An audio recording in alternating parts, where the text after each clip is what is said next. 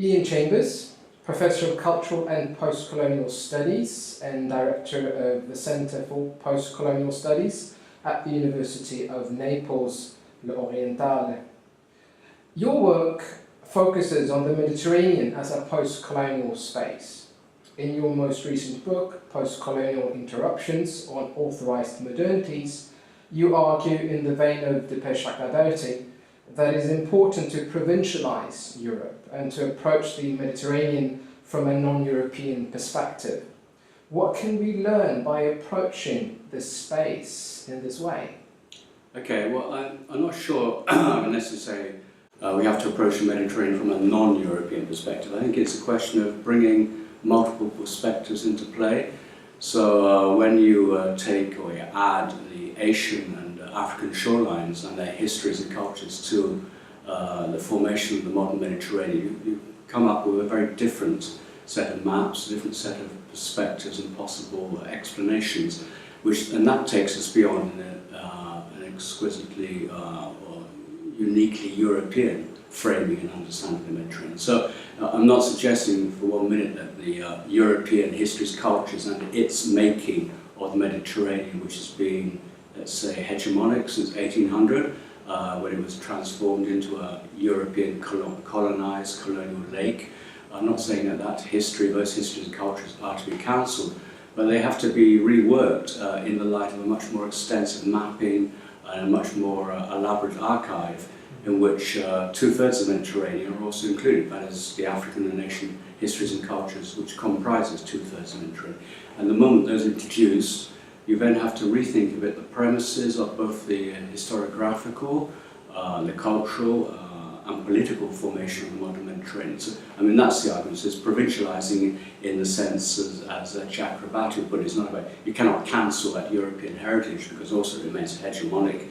It's the languages which we, all of us in different ways employ in talking about modernity and the Mediterranean. But it can be reworked, re-elaborated in such a way that it provides a very different space, critical space, to think with the Mediterranean. So I think that's the point. And of course that's very difficult because it means you have to undo many of the authorities and premises of existing canons and existing disciplinary protocols.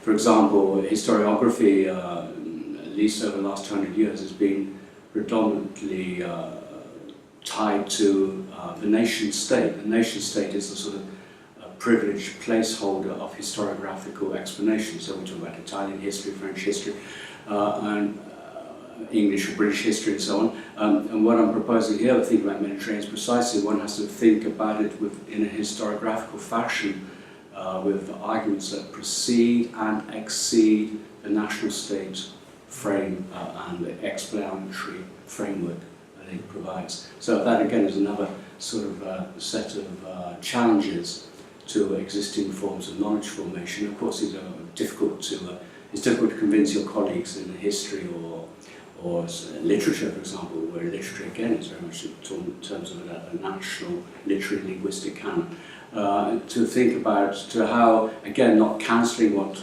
they're talking about, but reworking it in such a way that it has to expose it to a series of questions which the canon itself or the local nationalised form of historiography or sociology or anthropology or literary studies has not so far registered or recognised as pertinent questions. So I think that is more about that and not simply about saying yesterday there was a European version of the Mediterranean, today let's talk in terms of Islamic, Arabic understandings of the Mediterranean. It's bringing all those elements into play. And of course also it means registering what has comes through in this history, particularly history of the last 200 years and the formation of the modern Mediterranean, that is the asymmetrical relationships of power. So simply put, who gets the right to narrate the Mediterranean, who gets the right to explain, define it and manage it?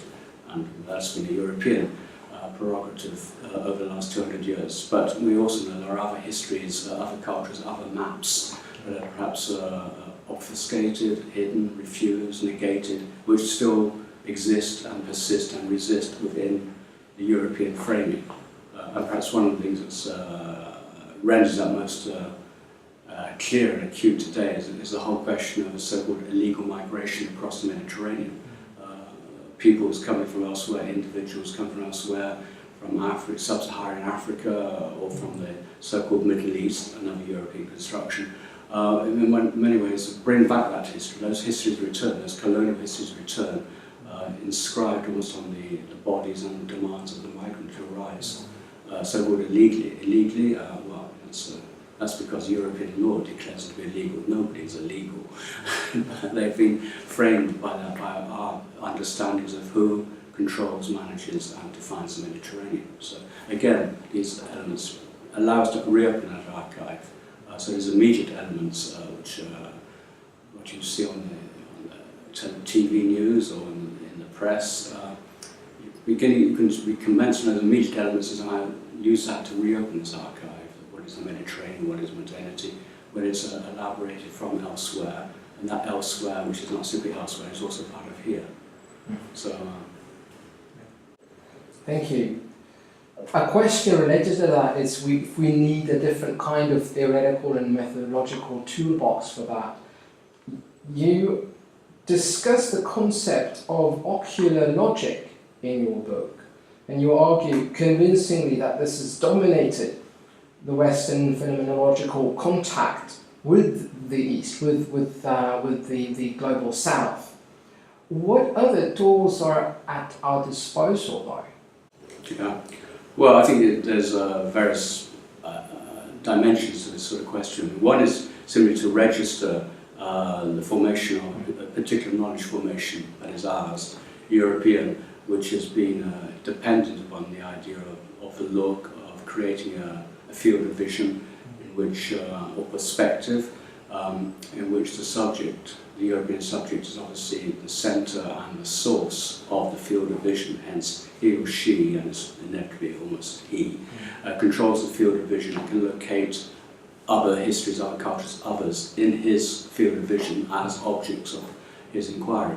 So those objects serve in many ways to reconfirm a certain subjectivity, which brings us to that paradox, the idea of perspective, which begins or commences from the viewing subject and travels towards infinity. It has with it the idea that in some ways it's a universal or universalizing gaze. It's like the gaze of God, now secularized by the European humanism and the Renaissance. So it has this idea of being universalizing, but at the same time, creating objects of the vision also means it's a way of reconfirming a European subjectivity. So the European subjectivity becomes the subjectivity, becomes the universal measure of the world. So I think the first question is about registering that historically. So registering that is also to register certain limits. It is a certain modality of knowledge, and it's not said it's the only way to reason.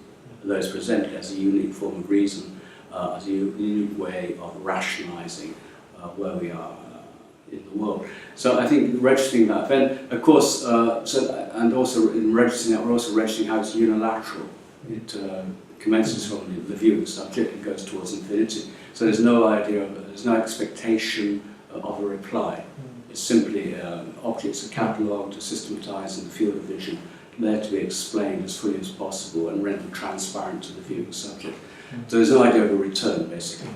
So, I mean, one could just put it in very banal terms of thinking of reactivating the social human senses, because the idea of perspective and the idea of reconfirming subjectivity through the ocular logic, of course, is also reinforced by the whole metaphysical tradition of the West, thinking of Descartes and the idea basically the eye is the window on the world, which comes directly from the brain. So the rest of the body somehow is superfluous, it's not essential to a knowledge formation. But if we bring back the body with other senses, just think of the simple thing of adding the ear.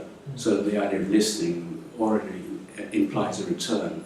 You can encounter elements in the field of listening, the oral field, which can disturb and which can also arise without being authorized by the person by look.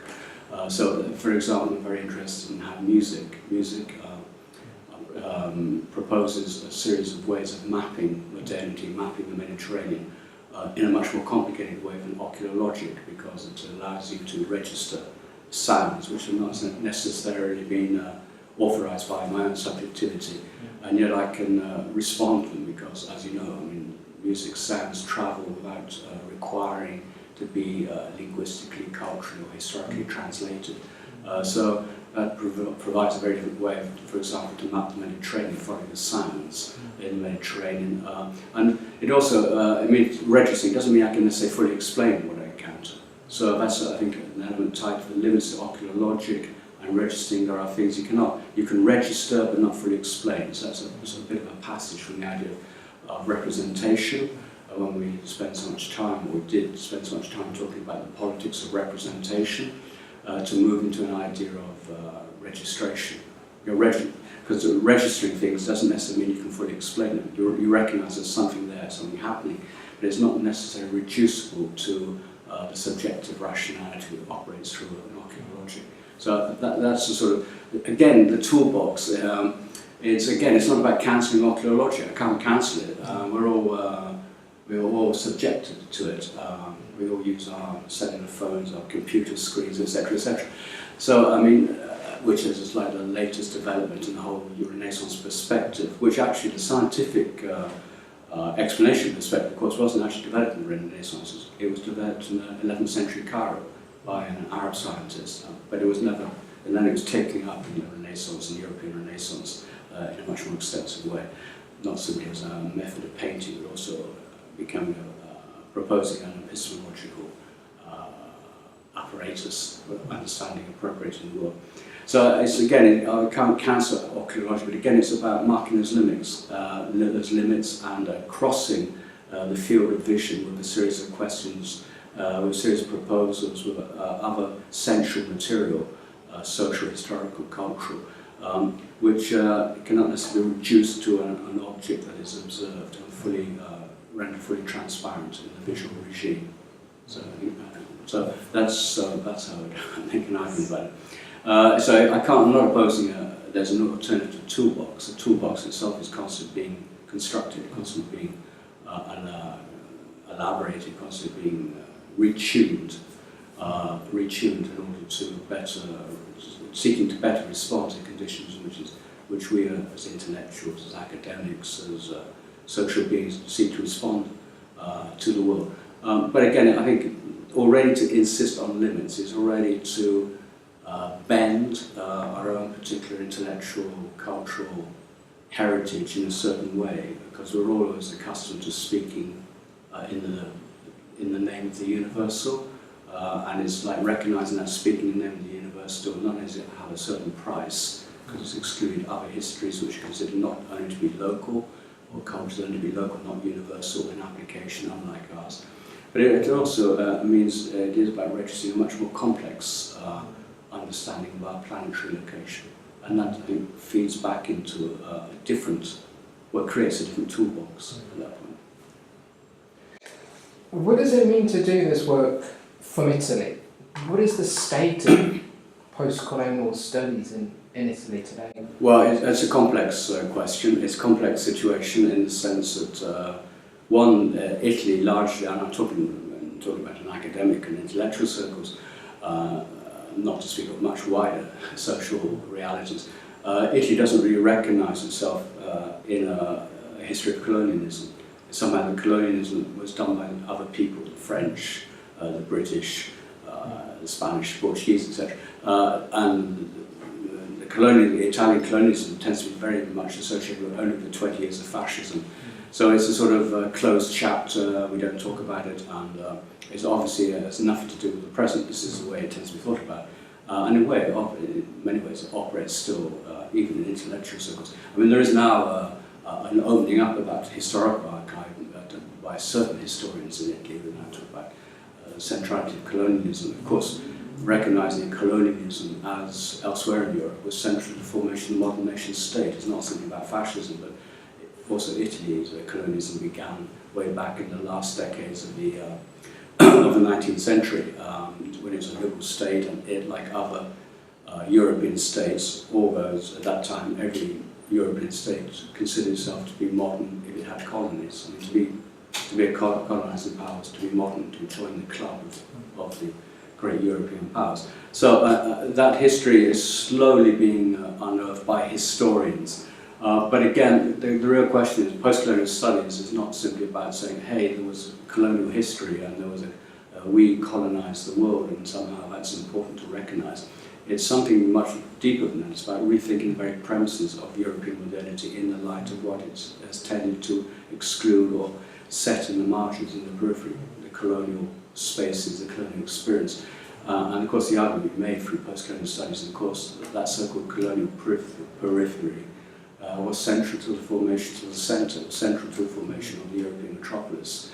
So things we eat, we drink, the way we see the world is all tied to the colonial experience developed over the last 300, 400, 500 years. And that element, which I would call as a post-colonial interrogation, which runs right across the human and social sciences, that dimension is resisted in Italian academic culture. Of course there are exceptions, and there are people, there's for example, a person who's probably quite well known in the Anglophone world, Sandro Mezzadra. He's a person who works in the area of colonial, post-colonial studies.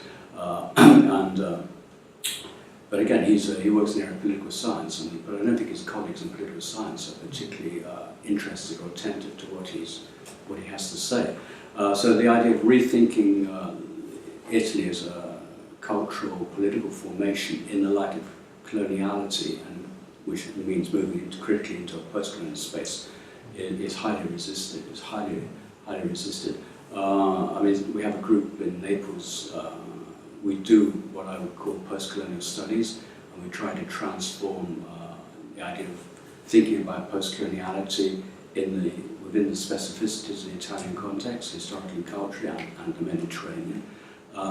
And of course, there's much interest in this argument from students, from younger teenagers, but from I would say from my peers, it's deeply resisted because again, it's about posing questions to the very premises of the human and social sciences, which themselves were formed in the heyday, of the expansion of Europe on a global scale, and they believed they had the authority, and they certainly had the confidence to impose their ideas of disciplining the world, also through knowledge formation, so sociology, anthropology, historiography, in a unilateral fashion, believing they really were on the royal path to truth.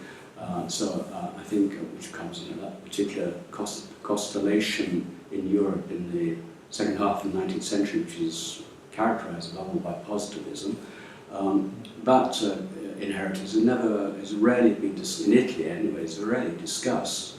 So people continue to talk about scientificity in sociology or even the human sciences. These very problematic terms, what do you mean by human sciences or scientificity, which are clearly word terms borrowed from the natural sciences, where there has been, at least almost now, for the last 100 years, a big debate within the natural sciences about the impossibility of having absolute truth, questions of relativity, uncertainty principles, etc. But that element, that debate in the philosophy of science has not really been listened to by most people working in the social and human sciences, who continue to operate within the heritage of late 19th century positivism. So it's more about, simply about, we can now recognise, perhaps we begin to recognise the colonial history, so that's another element to add to the apparatus of historiography, but it's not the idea that thinking about that perhaps involves rethinking the very premises of historiography, which, as is going back to that earlier answer I gave, is very much tied to a national state formation. Historiography itself is used as a placeholder of the nation state, and the nation state, the modern nation state, which was dependent upon colonialism. So it becomes a very complicated ball to unravel, and critically, intellectually, and epistemologically, and I think most people don't want to do that. So that's where the study cultural studies, if you like, exists as a, how can I put it, as a thorn in the corpus of academic knowledge, the existing nature of academic knowledge, which is also tied to other much more banal questions about the centralization of knowledge formation in Italy, because people were recruited to the university through central commissions, through national commissions, so which tends to produce a consensus, and basically you need to have a consensus, which tends to lower the critical threshold.